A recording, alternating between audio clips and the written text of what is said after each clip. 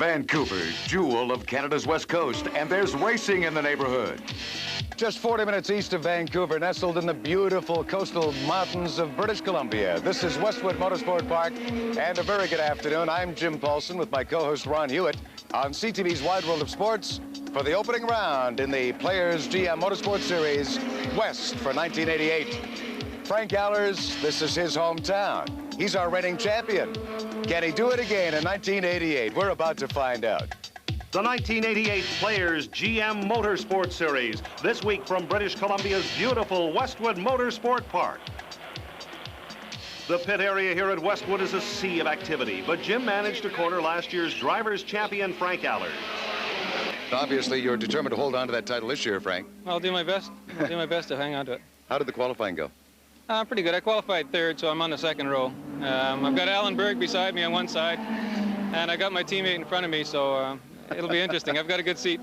And the fastest qualifier for this race, Laurie Cray. Well, the oldest gentleman involved in our Players GM Motorsport Series, East or West, is in fact the fastest man at Westwood today, and that is Laurie. How are you, Laurie? Fine, thank you. I tell you came scooting in here, and you were certainly scooting on the race course today. Well, I think it was fun in both of them, actually. I got a little lucky, and I think we got a little help from some of the fast guys out there, namely Frank Allers and Tony Morris. They were in front of me, and it was an incentive to go fast. And here's Alan Berg, young in years, strong in experience. Between driving a Formula One car and driving one of these, although the basic principles are the same, it's good for me to be in a car and driving all the time to keep the mental concentration up, to keep the talent, to keep up the practice of driving a race car. Here's a top racer and a top qualifier. Andy Mahood has qualified second fastest here at Westwood. That means third row, though, Andy. Tell us what your thoughts are. The problem with qualifying as fast as we did, and we were like less than half of a tenth of a second off of getting pole.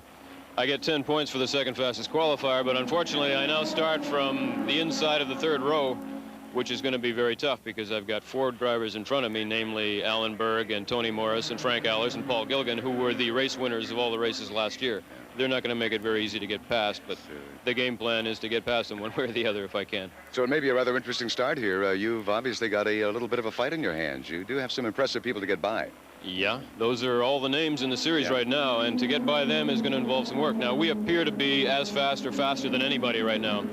It's a matter of making the equipment last to the end, and if it does, then we've got a good chance. It's just, with Westwood being as narrow as it is, it's almost going to be a miracle with the closeness of the field for a car to come from the third row to win. But we believe in miracles. To do that, Andy will have to get past this man. Tony Morris is looking forward to this day at Westwood. He was 5th fastest in qualifying. Tony, that means the front row. That's right, and that's where we want to be. We want flag shovels in both cars in the front, but unfortunately, I made it. Frank's right behind me. Well, what do you think? Is he going to be a challenge to you right off the top? Or? Well, my car number is 88, and this is 1988. I think it's my year this year. So number 1 can be behind me for a change. Our number 1 man in this race is Paul Gilligan. Out of Calgary, Alberta, into the depths of British Columbia comes Paul Gilligan, and of course has qualified 6th. You kind of like that spot, I guess, Paul. Oh, we do, Jim. We came here and felt we had to put the car in the front 6, and you know, with the inversion, if you're going to be in the front 6, you want to be 6 and invert and end up on the pole, and that's where we are today. You look forward to this front row position? Well, we really are looking forward to it. Westwood is a tough track to pass on. You know, we've all got to start somewhere. We'll take the pole anytime they give it to us. As we gear up to race time, we'll be back after these messages. Welcome back to Westwood, British Columbia. This is the airborne racing team featuring the internationally known star of TV's MacGyver, Richard Dean Anderson. I almost purposely put myself in the back of the grid today, not that I had any choice. I am the rookie of the series this year in the Western Division of the Players' Cup Challenge. And a lot of these guys have been around for a while, so I'm showing as much respect as is due a rookie, and I'm starting in the back of the grid, which is fine by me. What do you say we go have a peek at this track, and you can tell me maybe the best way you can attack this come race time? Might take your life in your hands, but let's go. After this start-finish, everybody's barreling down here, and regardless of whether they're spread out or not, it's a ride in itself, because you start out on the wide side of the track, and you're under heavy braking and full throttle coming down in here. This is just like an amazing roller coaster ride. You really take a lot of speed in through here. then you're shooting out to the outside of the track, setting up for turn 2.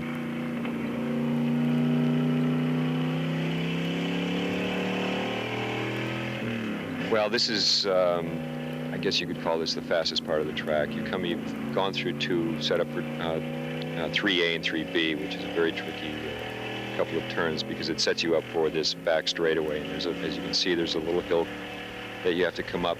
We're getting into 5th gear, and it's flat out. We're doing about 100, pushing up 125 to 130 miles an hour, maybe, depending on how you've come out of that series of turns. After you've reached full speed, they ask you to come down and get into the slowest and lowest gear corner, which is the hairpin turn 4 right down at the end of the straightaway.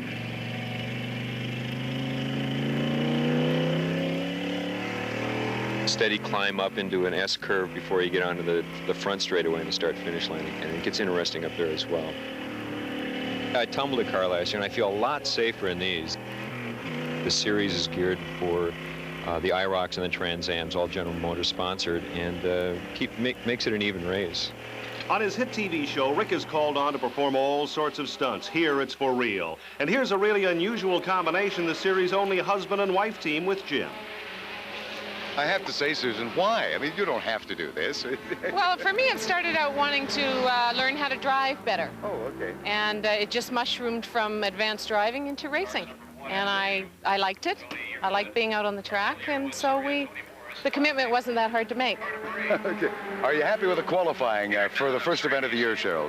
Listen, we've got 4 wheels on the ground, and that's a plus. And if we finish the race, Jim, that's really all we're trying to do today. You're going to lead her around today and just take it rather gently? Or... She is tough. I'll tell you, she's only a second off my time. Would you let her by you? Susan who? How soon they forget it. Yes, Jim, out there on the track, it is driver against driver, period. And I'm sure adrenaline is revving up as we count down to the pace lap. Jim?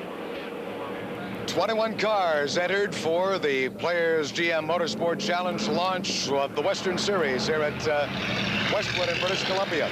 As you know, the front 6, last 6 cars, that grid has been inverted. So on the front row, we have Paul Gilgan out of Calgary, Alberta. Sitting beside him, Tony Morris. And then our faster cars sitting right beside them as well. So they're onto the course. Ron, we're about to look for a green flag here. Back to Ron Hewitt. Thanks, Jim. The cars will go around the circuit, maintaining their position, and get a green flag from a rolling start when they hit the start-finish line. And while they do that, and while we watch and enjoy the view, let's profile a few key players in today's high-speed drama. Paul Gilgan in his yellow number 99 Esso Protec Camaro is on the pole and always a threat as the runner-up in last year's Players GM Motorsport West Series.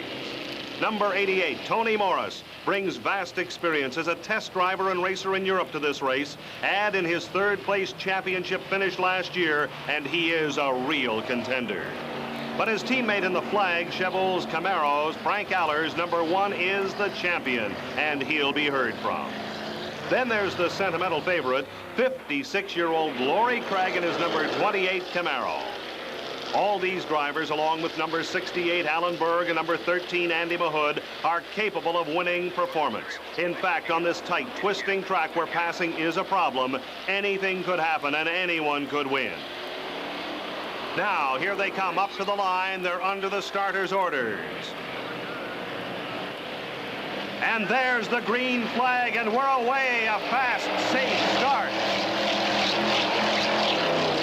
Into the left-hander to the quick right, and Tony Morris has finessed pole sitter Paul Gilgan to take first, and his teammate Frank Allers is giving Paul all he can handle as well.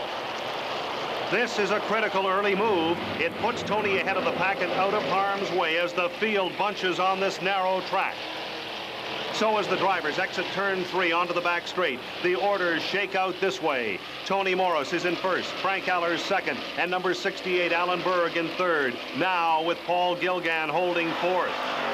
Over Deer's Leap, as Rick Anderson said, these cars are hitting nearly 200 kilometers an hour, then braking hard to the hairpin. Allers has Morris in his sights, but Morris holds the line. And here's number 28, Laurie Craig, making an inside move on Berg. Can't get him, but Craig does outshuffle Gilgan to steal fourth. Lots of action in the hairpin as the leaders scream past the pit area and the start-finish line to complete lap 1 and get some instructions from their crews.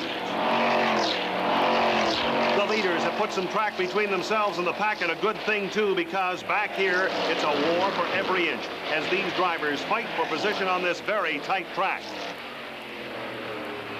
Tony Morris has his number 88 Camaro running well with teammate Frank Allers in hot pursuit. Alan Berg is looking to make up ground and hold off a challenge from Laurie Craig as Paul Gilgan gets loose on the turn.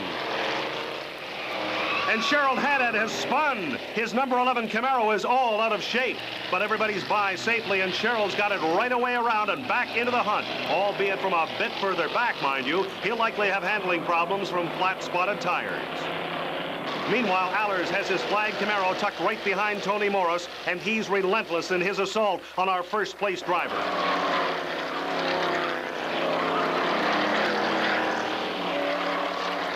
And while the leaders vie for $20,000 in prize money, the rest of the field competes for pride or to learn or just for the sheer fun of it.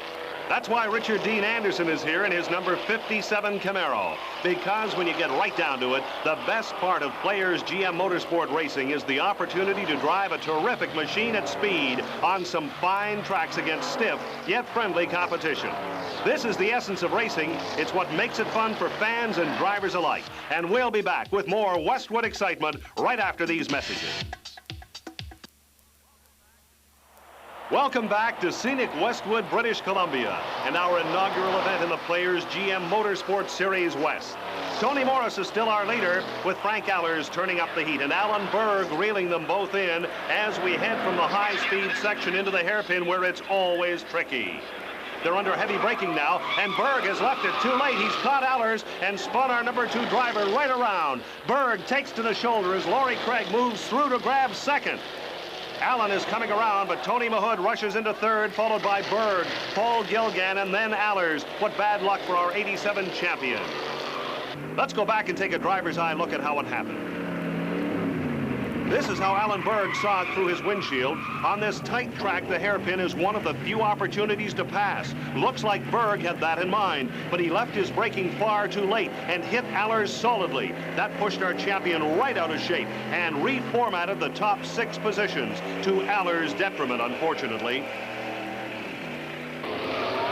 Back to the race. Tony Morris has a semi-comfortable lead over Laurie Craig, but remember, Craig was our fastest qualifier, and 13, Andy Mahood is in third with number 68, Alan Berg, and number 99, Paul Gilgan, tucked in behind. And Wade Lee of Calgary has powered his number 79 Camaro around Allers for 6th place, pushing Frank into 7th. He's not going to be happy there.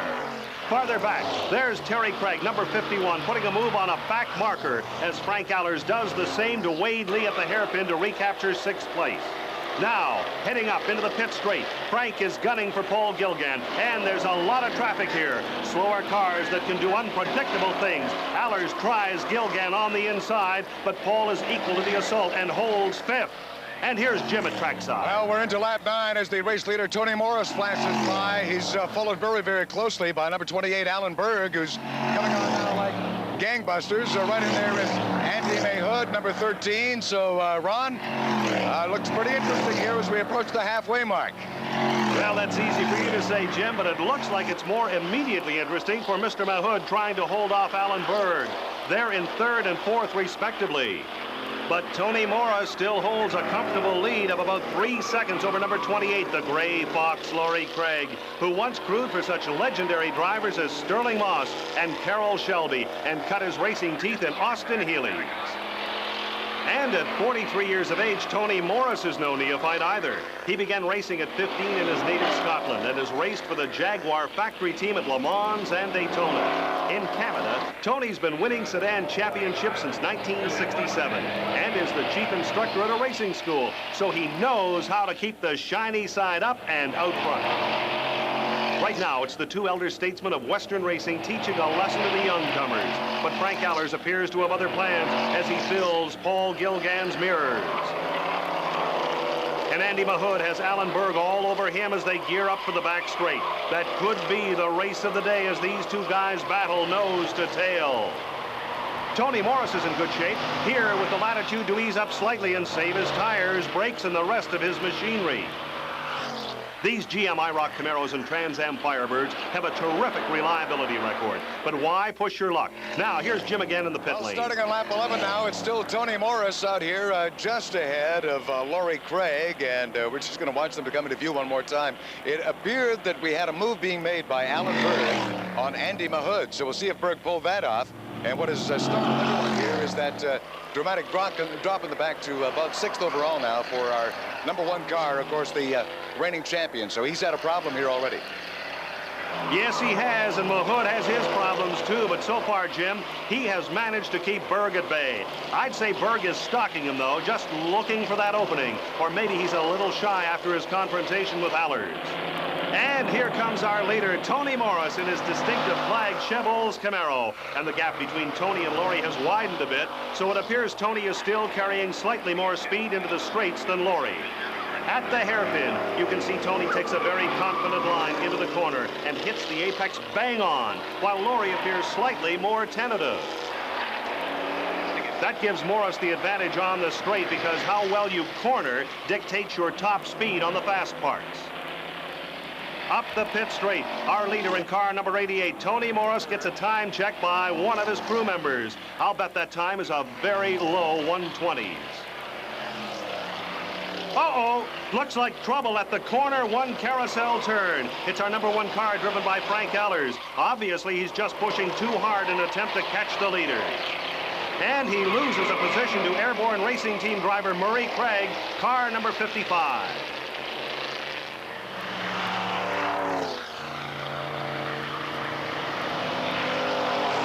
And that nose-to-tail battle between Andy Mahood and Alan Berg has turned into a neck-and-neck struggle, which Berg appears to have won here at the hairpin on lap number 16.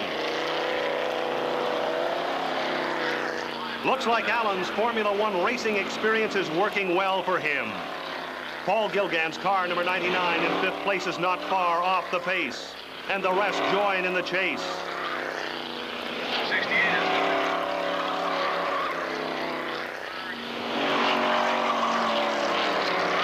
These small fans are alert to all the action. One of the cars has attempted to add a few feet to the width of the track.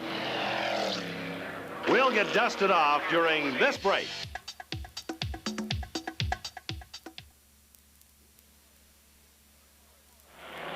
Tony Morris still leading the western launch of our Players GM Motorsport Series. Right on him, though, is Laurie Craig, who was, of course, the fast man in qualifying. Keep in mind here that Laurie Craig is, in fact, the oldest competitor in this series in Canada. And what a marvelous run he's putting in here today at Westwood. Back to you, Ron. Thanks, Jim. Well, Tony Morris is certainly riding a good seat, and he has now stretched his lead over second-place Laurie Craig to 7 seconds with only 3 laps remaining. Only a driver error or a very infrequent mechanical failure can lose this race for Tony. Alan Berg, car number 68, has opened a gap over Andy Mahood, car number 13. They're running 3rd and 4th. The Players GM Motorsport Series is a tremendous test of driving skill and automotive durability and performance. With the vehicles evenly matched, one driving error can cost the race. And in a 20-lap event like this one, there's no time to pit for mechanical failure. The Chevrolet IROC Z Camaros and Pontiac Firebird Trans Ams, which run both the East and West Series, are showroom stock and proven performers. And speaking of proven performers, here's our leader, Tony Morris, through the hairpin. Number 68, Alan Berg, is now slightly more comfortably placed in 3rd position. But one miscue, and Andy Mahood will be past him in a flash. And let's not forget Paul Gilgan in car number 99, now in 5th.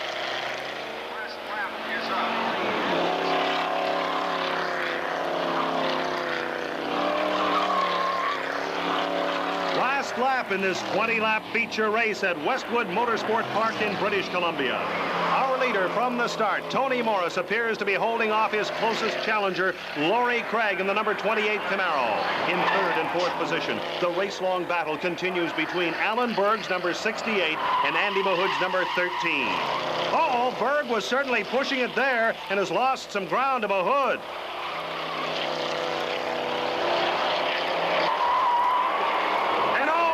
This difficult carousel turn one has taken its toll. That's Rex Thompson eating dirt, but he's okay.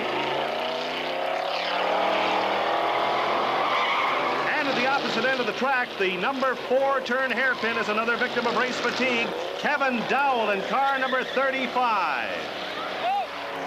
No troubles for Tony Morris. He just motors on in the number 1 position with less than half a lap remaining. Into the hairpin, Tony is all alone.